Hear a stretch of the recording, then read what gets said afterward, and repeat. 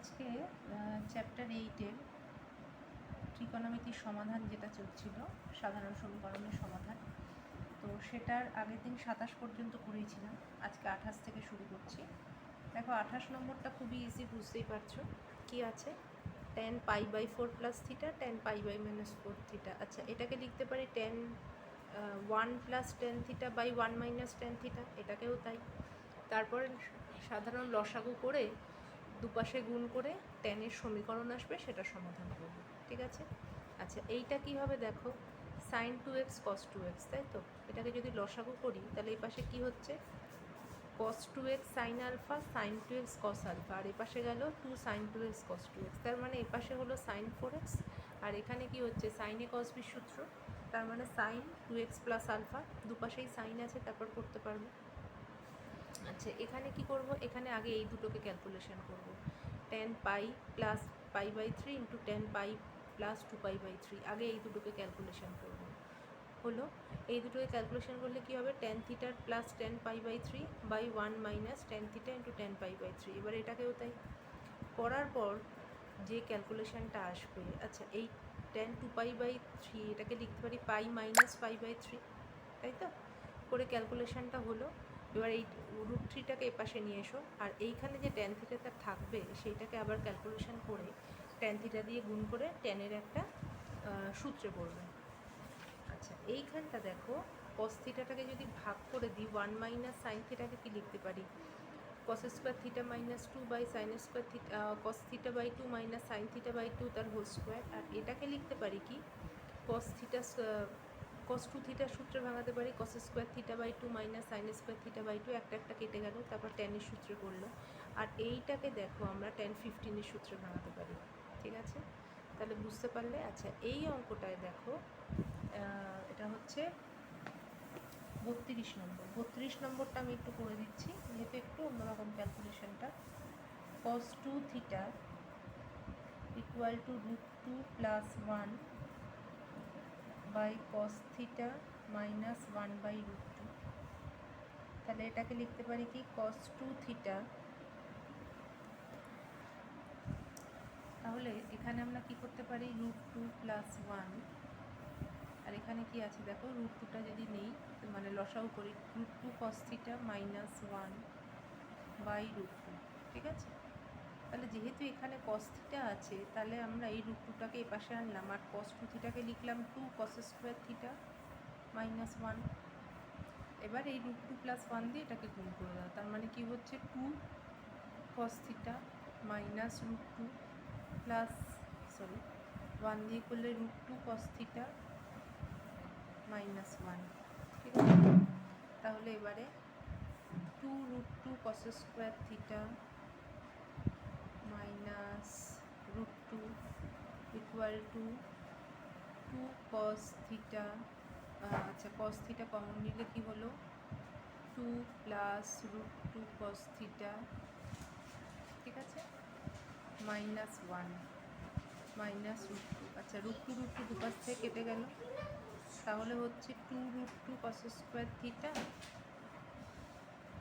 Minus 2 plus √2 cos theta minus 1 equal to 0। দেখো এইবার এখান থেকে আমরা কমন নিতে পারছি, 2 cos থিটা কমন নিলে কি হচ্ছে, √2 cos থিটা প্লাস 1, আর এখান থেকে √2 cos থিটা যদি কমন নিই তাহলে হয়ে গেল, দেখো এখানটা কি থাকছে, √2 cos থিটা, এখান থেকে 1 কমন নিলে √2 cos থিটা প্লাস 1, তাহলে অঙ্কটা ক্যালকুলেশনটা মিলে গেল।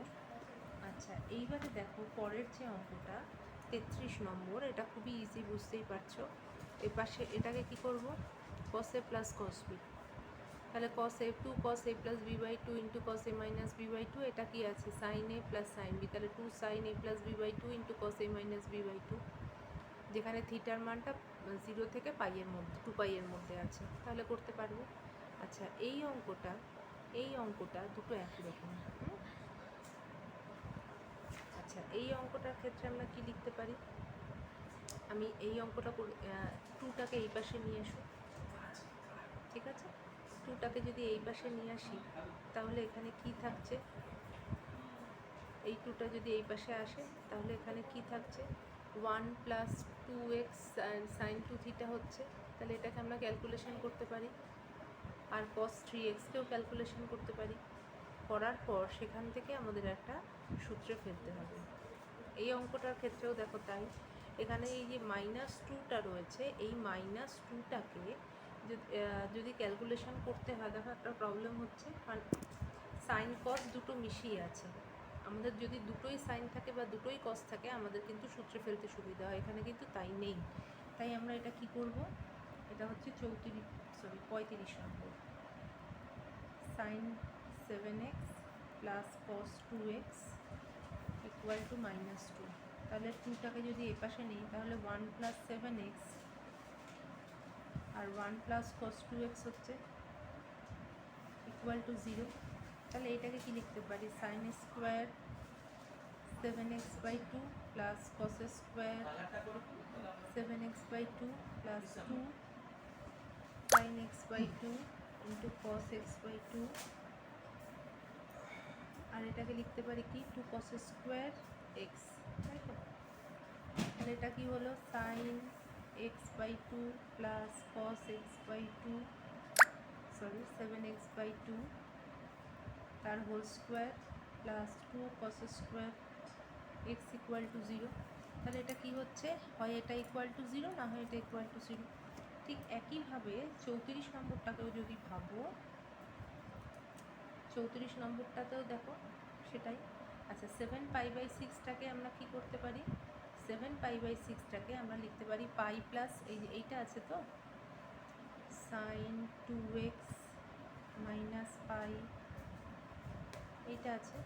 আচ্ছা, তাহলে সাইন 2x মাইনাস এটাকে লিখতে পারি পাই প্লাস π/6, ঠিক আছে?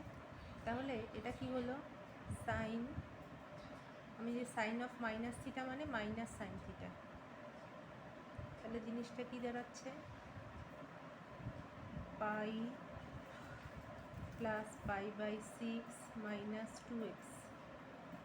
তাহলে সাইন পাই প্লাস থিটা হলে মাইনাস সাইন থিটা, তাহলে প্লাস হয়ে গেল, তাহলে সাইন π/6 মাইনাস 2x এটা দাঁড়াচ্ছে, ঠিক আছে? এবার এইখানে যদি এই 1টা ঠিক একই রকমভাবে আমরা আনি, এই যে এই 1টা যদি এখানে আসে, তাহলে এটাও সূত্রে হচ্ছে, ঠিক আছে? আর cos 3xটাকে আমরা কি করব, সূত্রে ভাঙাবো। cos 3xকে লিখতে পারি 4 cos cube x minus 3 cos x হলো।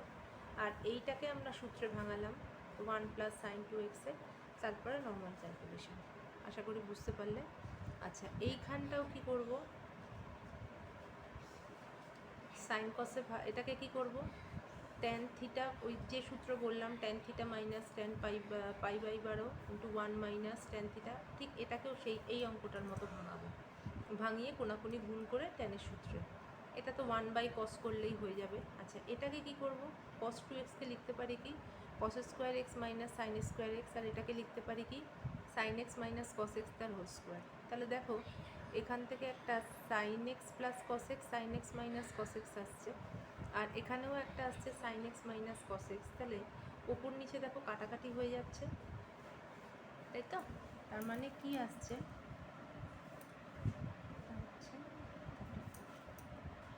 উপর নিচে কি আসছে দেখো, 38-এ উপরে কি আসছে cos square x minus sine square x, আর নিচে আসছে কি cos square cos x minus sine x তার হোল স্কোয়ার। এই তো, তার মানে কাটাকাটি করলে থাকছে কি cos x plus sine x by cos x minus sine x, ঠিক আছে? Sorry, cos x minus sine x। এইবার এই জিনিসটা দাঁড়ালো। তাহলে এই উভয় পাশ থেকে আমরা যদি cos x প্লাস সাইন এক্সটাকে যদি বাদ দিয়ে দিতে পারি, এখান থেকে একটা cos x sin x আসছে, এখান থেকেও একটা আসছে, তাহলে এইটাকে যদি আমরা কমন নিয়ে নিতে পারি, তাহলে cos x minus sine x equal to 0 তুলনা করতে পারছি। আশা করি বুঝতে পারলে। আচ্ছা, এই অঙ্কগুলো পারবে। থিটার মান নির্ণয় করো যাতে cos থিটা ইকুয়াল টু -1/2, আচ্ছা, আর সাইন থিটা ইকুয়াল টু √3/2 এটা পারবে। আচ্ছা, tan x equal to tan bx হলে, তাহলে tan x equal to tan alpha হলে এক্সের মান যেভাবে আমরা বার করি সেইভাবে করবে। আচ্ছা, এগুলোও তাই। সাধারণ সমাধানের সমাধান করো। এইটা যখনই আমরা সমাধান করব, এটা মন দিয়ে দেখো, আমরা কি পেয়েছি, cos x plus cos x into cos y equal to half, তাই তো? আর এখান থেকে আমরা সাইন কসে ভাঙালে এখান থেকেও আমরা একটা রিলেশন পাচ্ছি। কি পাচ্ছি? 43।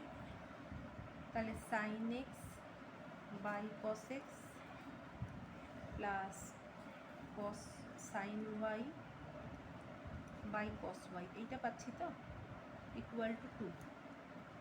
তাহলে এখানে পেলাম cos x into cos y, তাহলে sin x cos y plus cos x sin y equal to 2। তাহলে এইটার মান আমরা কত পেয়েছি? এইটার মান পেয়েছি হাফ। তাহলে এই হাফ বসিয়ে দিলে এখানে হয়ে গেল 1। তাহলে sine of x plus y equal to আমরা কী পাচ্ছি? 1। তাহলে এখান থেকে এক্স প্লাস ওয়াই এর মান বার করতে পারছি। ঠিক আছে, তাহলে এখান থেকে যদি আমরা x plus y equal to আমরা মান বার করতে পারছি, এবার আমাদের কিসের মান বার করতে বলেছে? সমাধান করো। তার মানে এক্স আর ওয়াই দুটোর মান বার করতে হবে।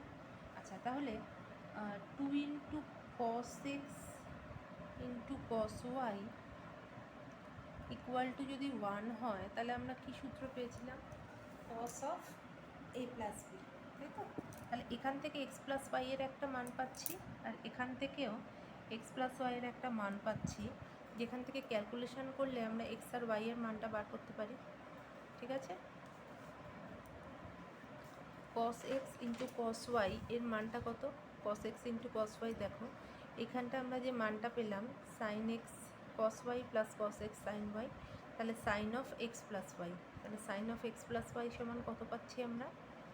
এই half, cos x into cos y এর মান কত?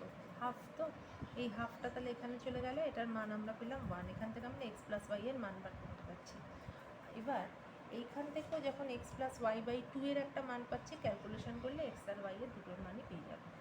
ঠিক একই রকম এখান থেকে আমরা দেখো x প্লাস ওয়াই দিয়ে, এই যে x মাইনাস ওয়াই দিয়ে sine x minus y equal to যদি আলফা হয়, মানে এটা সাইন কতর মান? সাইন 30 ডিগ্রির মান। ঠিক একইভাবে এটা cos 60 ডিগ্রির মান। তাহলে আমরা এখান থেকে x আর y এর মান বার করতে পারছি।